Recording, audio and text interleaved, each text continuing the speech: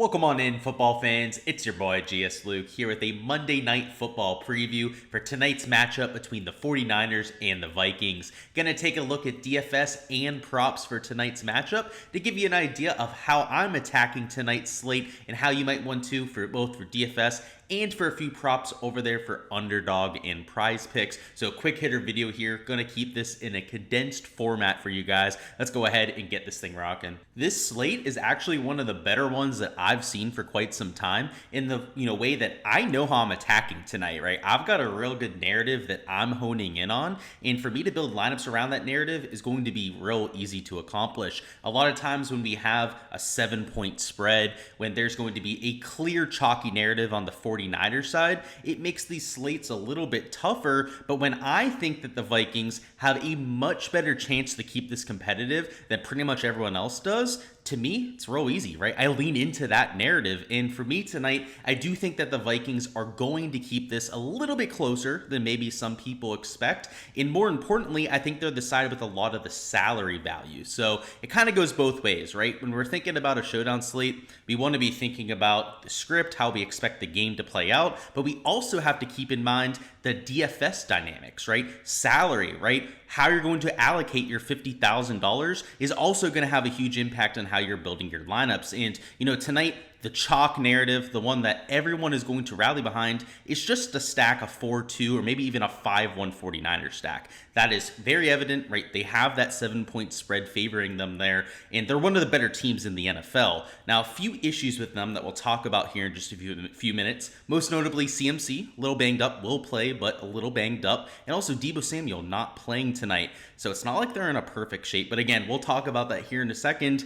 But let's look at the salaries, right? It's the other half of that equation that I think makes this even more interesting. So when you look at the price tags, Kirk Cousins, 10-6. I think that's a fair price tag. But outside of Kirk Cousins, everyone is way too cheap. You have TJ Hawkinson, who's essentially been the wide receiver one for the Vikings with Justin Jefferson out. He's at $8,800.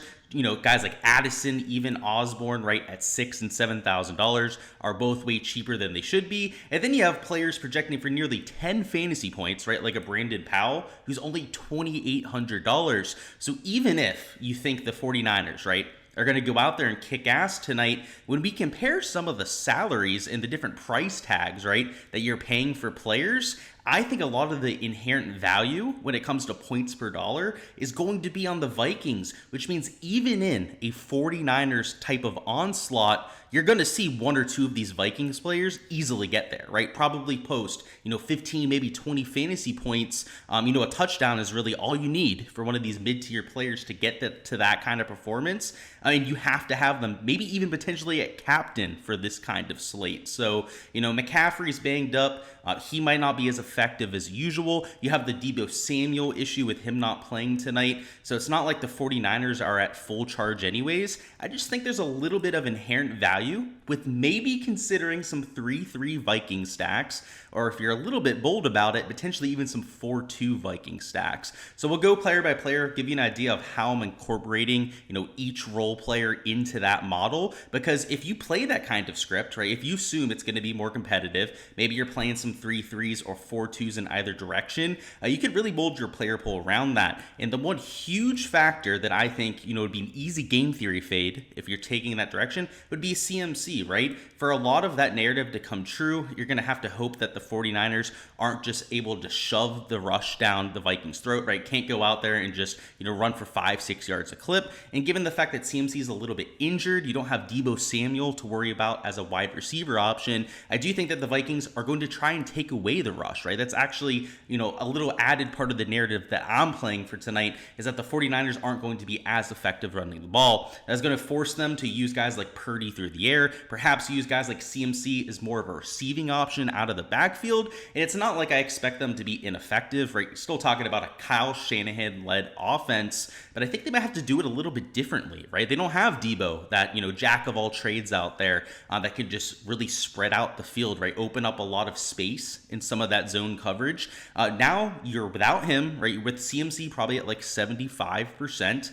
You can defend that team a lot more efficiently if you're the Viking side. So, Brandon Ayuk's expensive, right? They're all priced up, right? But without a Deebo Samuel, with somebody like CMC who's a little bit banged up. Whereas over here on the Viking side, it's like there was no difference with the pricing, right? Sure, Kirk Cousins maybe a little bit more expensive there at quarterback, but Hawkinson's like always $8,000, right? $7,600, maybe a little bit more expensive, right? Same thing with Osborne, maybe a little bit more expensive than what we're used to seeing with them. But at those price tags, they're easy to fit into lineups, right? They're those middle tier fillers that you're going to have as maybe your third, maybe fourth man in to any given lineup.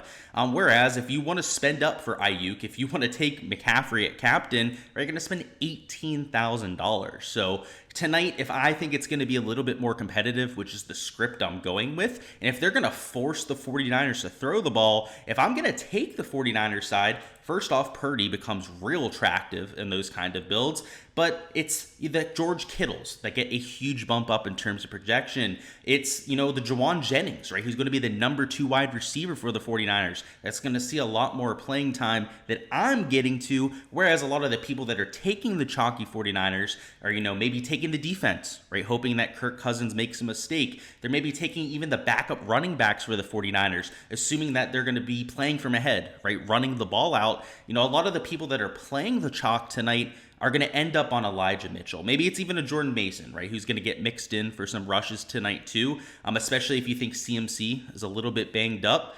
Rather than going that chalky direction, which I totally see the thought process for, right? I have my own narrative, right? It's a little bit of a spinoff of that, chalky narrative. And it's not like I'm going crazy on the Viking side either, right? I'm not assuming that they're going to win, right? Full transparency, 49ers probably roll tonight. But considering the salaries, considering the fact that the Vikings are way underutilized compared to the 49ers side, they're the side from the game theory angle that I am going to be targeting for large field contests. So we'll talk about a few different players to attack, right? Ayuk, I think, is a slam dunk play, right? In a vacuum would be the best play on the entire slate, but unfortunately is a little bit expensive and also pretty chalky, right? At nearly 56% ownership. Hawkinson and Addison surprisingly have very similar ownership numbers. Now I know Hawkinson's more expensive, but in my opinion is by far the better player compared to Jordan Addison, and I think has a much higher ceiling in him. So, when it's all said and done, if the ownership is going to be relatively close on both Addison and Hawkinson,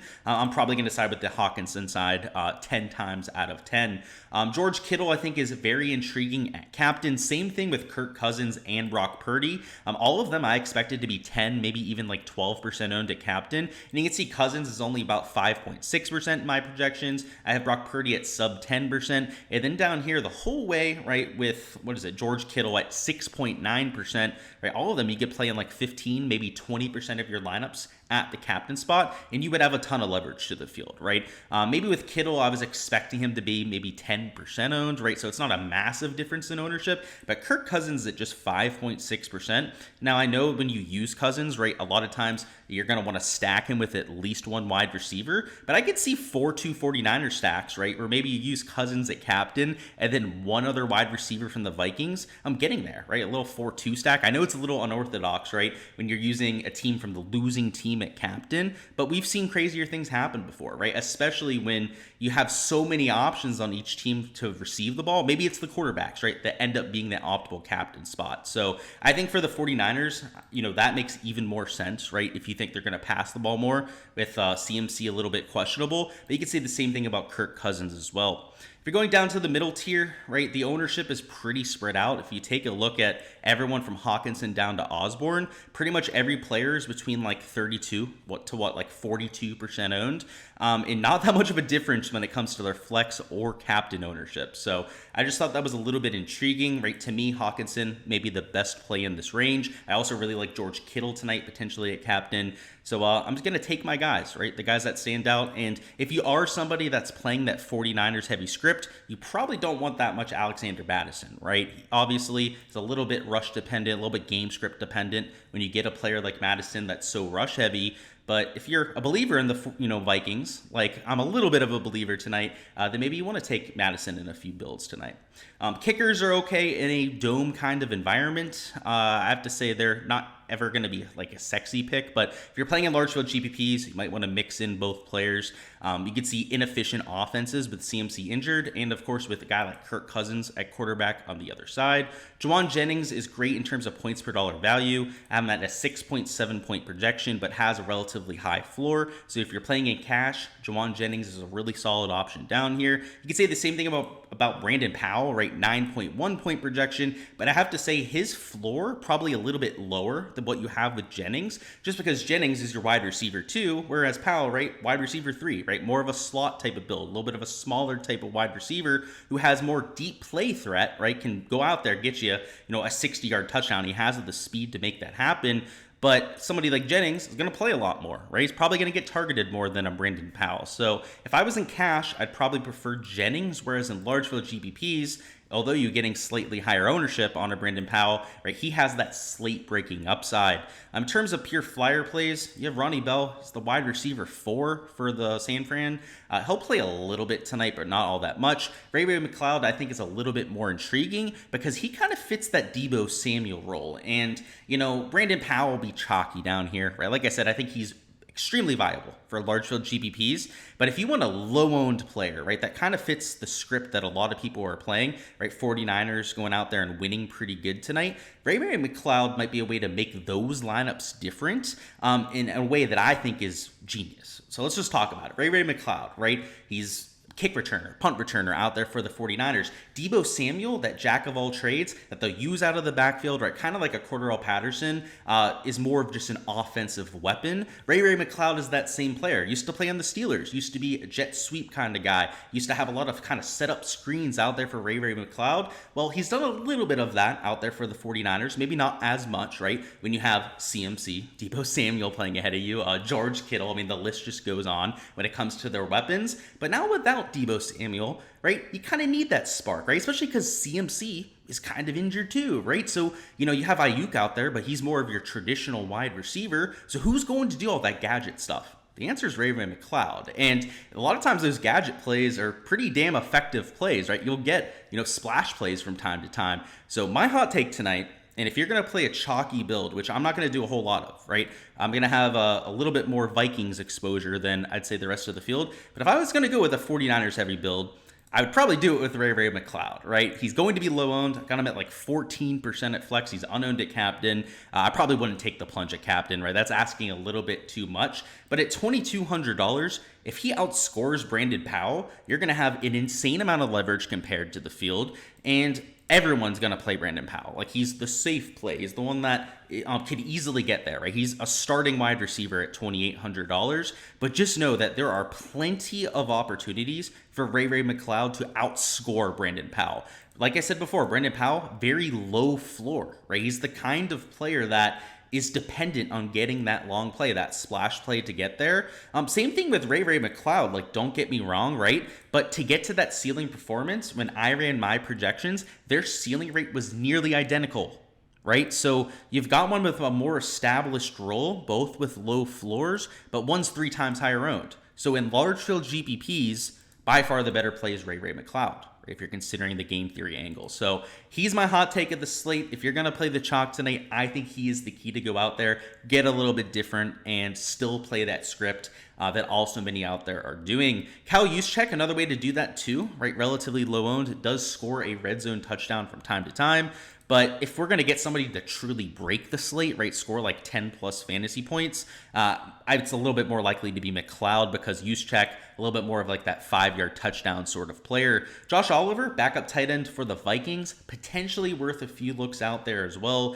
But again, Ray McCloud just kind of speaking to me tonight, right? He's the type of player that without Deebo Samuel, I see getting a direct benefit. And the sneaky part here is the ownership, right? Only 14.4%. So all these players down here, right, probably worth a few looks in large field GPPs as flyers, but my personal favorite has to be Ray. All right, and now for some prop exposure, which the one slip we want to go over here for Underdog is going to be the over on Brock Purdy's completions. We have the over on Kirk Cousins' interceptions. And then if you want to throw in one of these promo props to make it a three-man, probably a pretty sweet way to get some exposure tonight. So I threw in the LeBron James free square. Obviously, if you have a lean on this Adolis Garcia prop, feel free to go ahead and throw that in instead. But what we're going to focus on here are the top two, right? The NFL props for tonight. So first off, we got the Brock Purdy over on completions. He's at 20.5 on FanDuel. Also juiced minus 125 to the over there. So still pretty close to like a plus EV prop. And then over here for Draftkings, right, where I do a lot of my research and whatnot, he's minus 135.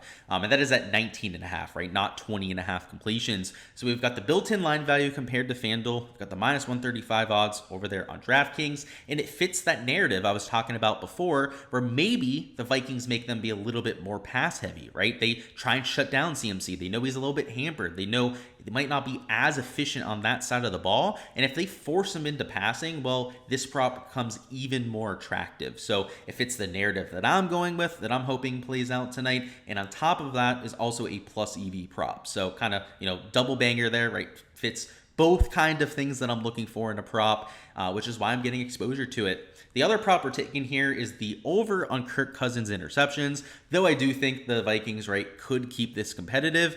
Cousins always makes mistakes in prime time, right? Like he's known for it. It's a little bit of a joke, running joke at this point over the last 5-6 years. And the last 5 times that we've seen Kirk Cousins in prime time, well, he's thrown an interception. In fact, over his primetime career, he's only not thrown an interception twice. So, and that's in like a 15-20 game sample size, right? Over his like 10-year career. So not the best in primetime. It's not just a running joke at this point. It is backed up by facts and stats. But furthermore, he's going against one of the best defenses in the NFL, right? A team with over double-digit interceptions to this point in less than, a 7-game sample size, like 6-game sample to this point of the year. So you're talking about a team that's really good at forcing turnovers against a player that in prime time, when, gets a little bit nervy out there with all the eyes on you, doesn't necessarily make the best decisions, and probably in a script where he's playing from behind. So he's minus 130 on FanDuel, I believe it was minus 125 on DraftKings over for the interception. So not crazy value, but pretty close to